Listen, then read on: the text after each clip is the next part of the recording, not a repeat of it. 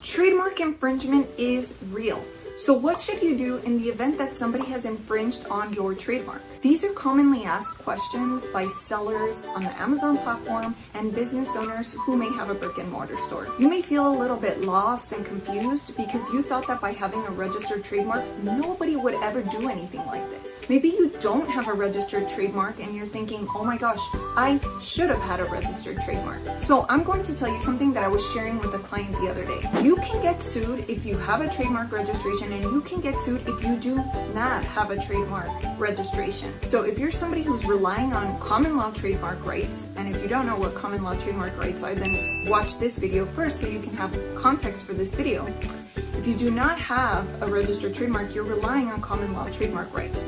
And those are people who are relying on the use of a trademark for a consistent amount of time, and they can be sued. Now, if you have a registered trademark, you're thinking, there's no way I'm ever gonna get sued. Why would anybody do that?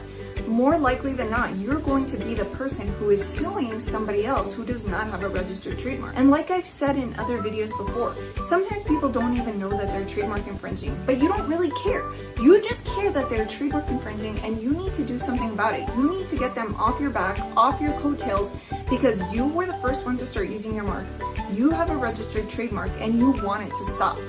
Now, when this happens on Amazon, it could be one of the most frustrating things ever, because Amazon could take them down, right? If you're part of the Amazon brand registry, if you already know who to contact, then that process might be kind of straightforward for you. But still, they might not be the only person to write on your coattails. You know, lots of times entrepreneurs can face this issue not once, but twice and thrice. My point is that it's good to have a trademark lawyer on your side who you can call on to say, you know what, I need you to send a cease and desist letter. I need you to get these people off my back because I don't have time to be focusing on these issues.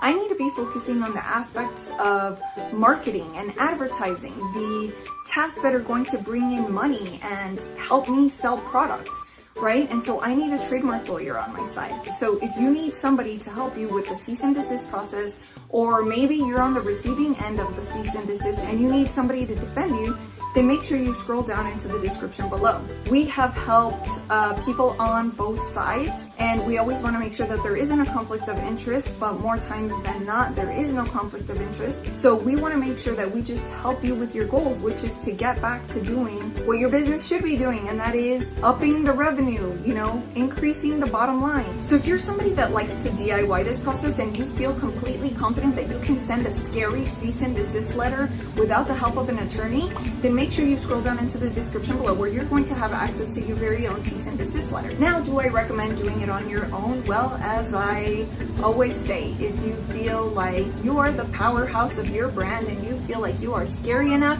to put a stop to whatever it is that's going on, then by all means, go ahead. There is nothing that says that you have to be a lawyer in order to send a cease and desist letter, but let me give you an example. If you are on the receiving end of a cease and desist letter, are you going to be more scared? Are you going to be a little bit more intimidated if you receive a cease and desist letter from a law firm, from a trademark law firm? Or are you going to be a little more scared if you receive a cease and desist letter that is from Tom, Dick, or Harry? Somebody that is not from a law firm, it's from an individual, and this is somebody who's representing themselves. You know, I've used this analogy before. It's kind of like, are you more scared of a growling pit bull, or are you more scared of a yelping chihuahua? And not to say that you business owners out there are yelping chihuahuas, because listen, we are all in this together as business owners. But I want you to put yourself in the shoes of the person who is receiving the cease and desist letter. I know it's really hard to flip the script on you, but I want you to analyze this. The whole point of a cease and desist letter is that you are trying to get them to take action, right? You want them to stop.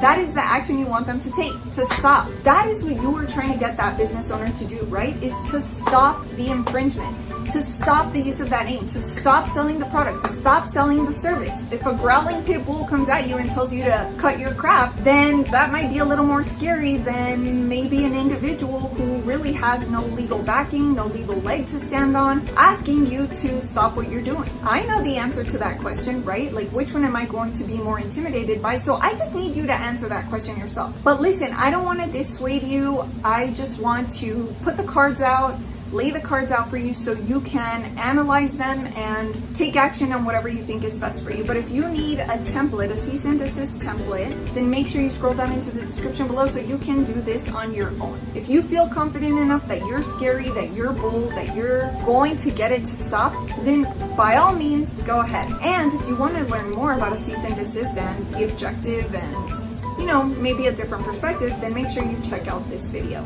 Now, don't leave this video without hitting the thumbs up button and telling me in the comments below what you want to see in the next video.